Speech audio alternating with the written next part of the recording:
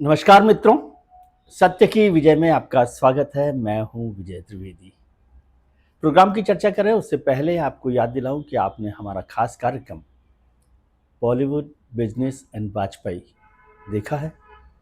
इस खास कार्यक्रम में नीरज वाजपेयी के साथ हम चर्चा करते हैं, जो आर्थिक मामलों के और बॉलीवुड मामलों के विशेष जानकार हैं, एक्सपर्ट हैं, लंबा अनुभव उनके पास है। और इस बार उन्होंने चर्चा की है चांदी की, कि चांदी की चमक कैसे बरकरार रहती है और चांदी रखने वालों की कैसे चांदी होती है। और एक और पैसा कमाने का नया नुस्खा उन्होंने बताया कि कैसे अपने आसपास देखकर पैसा कमाया जा सकता है। तो ज़रूर देखिएगा खास कार्यक्रम नीरज वाजपेयी के साथ। अब चर्चा करते हैं। आज बहुत महत्वपूर्ण चर्चा है, विषय बहुत महत्वपूर्ण है, क्योंकि भारतीय जनता पार्टी में इसको लेकर काफ़ी चर्चा हो रही है आजकल।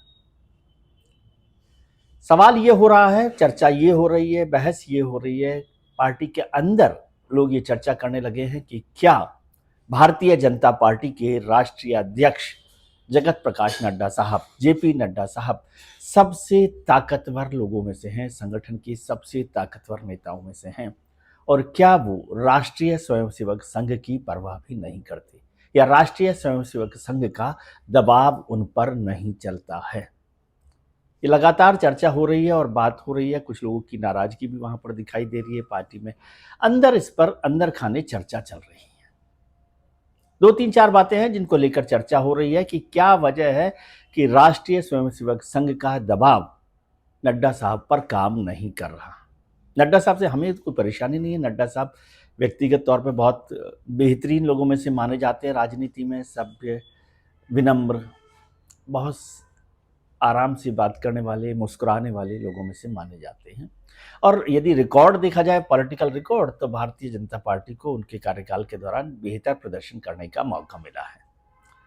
लेकिन क्या सवाल होता है कि क्या ये मौका, ये जो मिला है भारतीय जनता पार्टी को, इसका सारा क्रेडिट जेपी नड्डा साहब को दिया जाना चाहिए। खैर, वो मसला तो पार्टी देखेगी।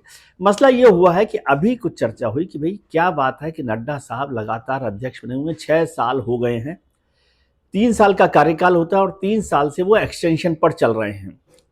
एक्सटेंशन पर भी 3 साल से ऊपर हो गए। भारतीय जनता पार्टी और उससे पहले जनसंघ के इतिहास में कभी ऐसा नहीं हुआ कि कोई राष्ट्रीय अध्यक्ष 3 साल से ज़्यादा समय तक बिना चुने एक्सटेंशन पर चलता रहे और कोई ना कोई एक्सक्यूज उनको आगे बढ़ाता रहे, और उन पर कभी कोई जिम्मेदारी उस तरह से नहीं डाली जाती, उन पर सवाल खड़ा नहीं किया जाता। यदि वो राष्ट्रीय अध्यक्ष हैं तो भारतीय जनता पार्टी ने सवाल किया, पार्टी के अंदर लोगों ने, कि 2024 के चुनावों में भारतीय जनता पार्टी 303 से 240 पर पहुंच गई, तो क्या इसकी जिम्मेदारी नड्डा साहब को ने ली है या नड्डा साहब पर डाली गई है। 303 में जब अमित शाह अध्यक्ष थे तो उनके नेतृत्व में चुनाव लड़ा गया था और भारतीय जनता पार्टी 2014 के 282 से 303 पर पहुंच गई थी। 2019 के चुनाव के बाद जेपी नड्डा साहब को अध्यक्ष बनाया गया, पहले कार्यकारी अध्यक्ष बनाया गया जब अमित शाह मोदी सरकार में चले गए, और उसके बाद नड्डा साहब पूरी तरह से अध्यक्ष बन गए। 3 साल का कार्यकाल पूरा हो गया और जब 2024 के चुनावों के लिए उनके कार्यकाल को एक्सटेंशन दिया गया था 1 साल का, उसके बाद से लगातार उनको एक्सटेंशन मिलता रहा। 2024 के चुनाव में भारतीय जनता पार्टी का ग्राफ गिर गया, 303 से वो 240 पर पहुंच गए, लेकिन किसी ने उनके नेतृत्व पर, किसी ने उनकी जिम्मेदारी पर सवाल खड़े नहीं किए।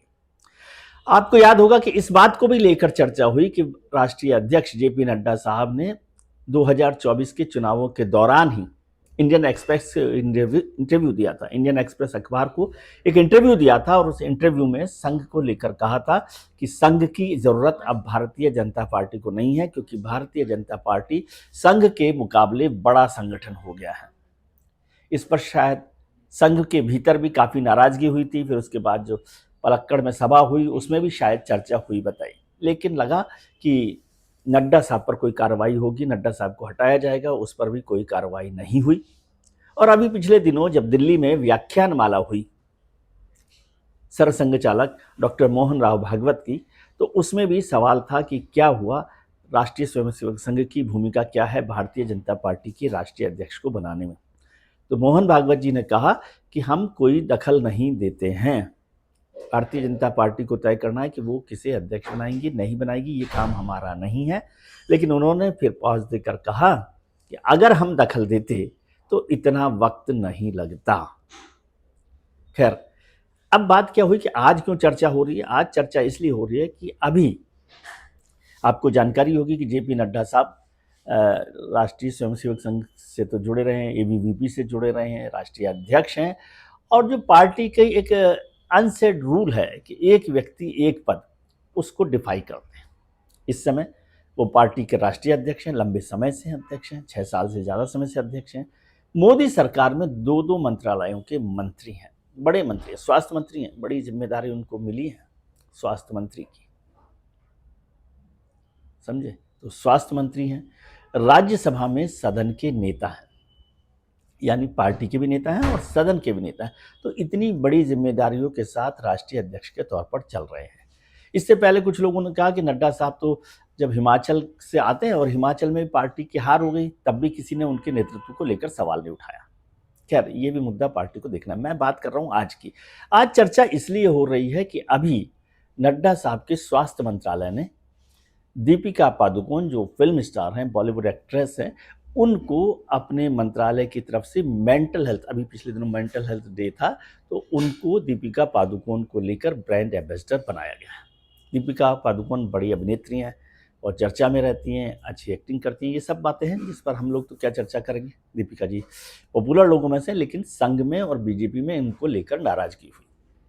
ये कहा गया कि दीपिका पादुकोण हमेशा ही भारतीय जनता पार्टी, राष्ट्रीय स्वयंसेवक संघ और देश के खिलाफ भी बात करती रही हैं। देश के खिलाफ का तो मुझे पता नहीं, लेकिन लोगों ने कहा कि आपको याद होगा कि जब वो जेएनयू में, दिल्ली की जवाहरलाल नेहरू यूनिवर्सिटी में छात्रों के प्रदर्शन के दौरान वहां गई थी, और वो जो जिसे भारतीय जनता पार्टी देश के टुकड़े टुकड़े गैंग कहती है, उनके साथ वो खड़ी हुई थी और उनके साथ ही उस समय देश विरोधी नारे लगाए गए थे, ऐसा आरोप भी लगाया जाता है।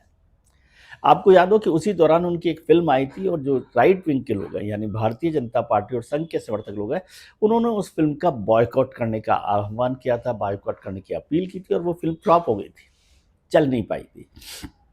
इसके अलावा भी कई मौके आए हैं जब उन्होंने लेफ्ट लिबरल का साथ दिया है, और कम से कम इतना तय है कि वो बीजेपी के साथ कभी खड़ी नहीं दिखाई दी हैं। अभी उनका एक जो ऐड आया था, कुछ विदेश में कुछ ऐड कर रही थी, उसमें जो उनका ड्रेस सेंस था उसको लेकर भी काफ़ी चर्चा हुई थी और कहा गया था कि क्या वो इस सब चीज़ों को मान्यता देती हैं। इस पर भी काफ़ी बहस हुई थी।